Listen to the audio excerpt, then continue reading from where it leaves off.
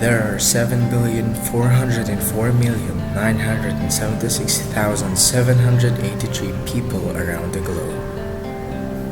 If time now is the currency, if we earned it and spend it, if our time is measured by the power we have, then the rich can live forever, and the rest of us, where do we belong? When we were young, we were only defined by our physiological needs, but as we grow older, we became more and more complex, leading to society to divide us into social class.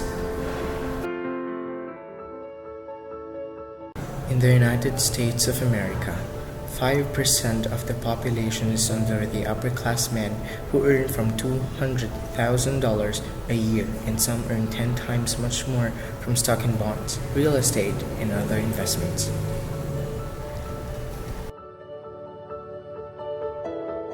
Being born lucky, blue bloods, or also known as the upper uppers or old money, consist the 1% of the US population. Most of these families possess enormous wealth which is primarily inherited. As a way of living, upper uppers live in old exclusive neighborhoods like the Gold Coast in Chicago. Children of the upper uppers typically attend private schools with others of the similar background and complete their education at high prestige universities or colleges. In the tradition of European aristocrats, they study liberal arts. The lower upper class, also known as the novo-rich, are the working rich. They work for their health and get rich by working and earning, rather than inheritance. 2 to 3% of the US population live in expensive neighborhoods, own vacation homes near the water and mountain, and send their children in private schools and good colleges. They are the new rich and does not associate with old money. The middle class, 40 to 45% of the USA population. The large middle class has a tremendous influence on our culture. The middle class contains far more racial and ethnic diversity than the upper class.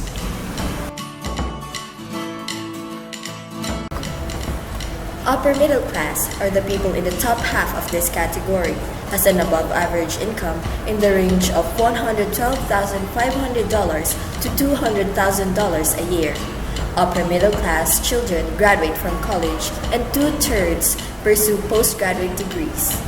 Upper middle class plays the often role in local politician affair, and many go on to higher prestige career like physician, engineers, lawyers, accountants, or business managers.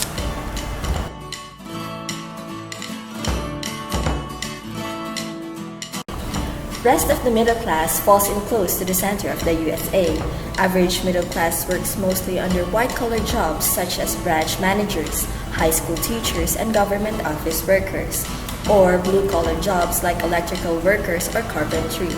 The family income is mostly between $48,000 and $112,500 a year, which is the national average income. About 1/3 of the population falls within the working class, also known as the lower middle class, forms the core of the industrial proletariat. The blue-collar jobs held by members of the working class yield a family income of between $27,000 and $48,000. Working class families have little or no wealth and are vulnerable to financial problems caused by unemployment or illness. Many working class jobs provide little personal satisfaction. These jobs also offer fewer benefits, such as medical assistance, insurance, and pension plans. About 2/3 of working class families own their own homes, usually in lower-cost neighborhoods. The remaining 20% of population make up the lower class. Low income makes their lives insecure and difficult. In 2009, the federal government classified 43.6 million people are poor. Millions more called the working poor.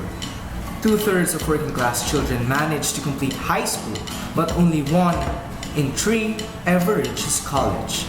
Society segregates the lower class, especially when the poor are racial or ethnic minorities.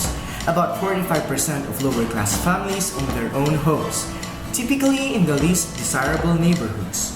Poor neighborhoods are usually found in our inner cities.